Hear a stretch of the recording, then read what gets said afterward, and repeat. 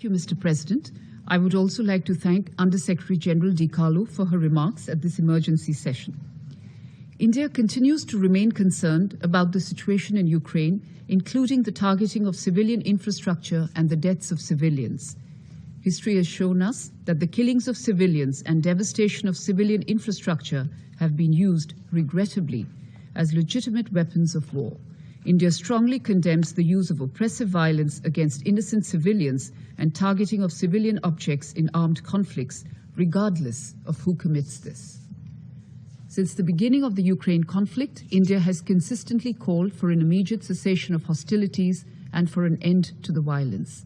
We've repeatedly called upon both sides to return to the path of diplomacy and dialogue and have also expressed our support for all diplomatic efforts to end the conflict. Our Prime Minister's statement that this cannot be an era of war has been appreciated across the world. India's position on the Ukraine conflict is premised on this principle. We continue to support all efforts aimed at de-escalation. India's approach to the conflict will continue to be people-centric. We are providing both humanitarian assistance to Ukraine and economic support to some of our neighbors in the global south under economic distress due to the ripple effects of this conflict. India has provided humanitarian aid to Ukraine and neighboring countries of Poland, Romania, Hungary, and the Slovak Republic.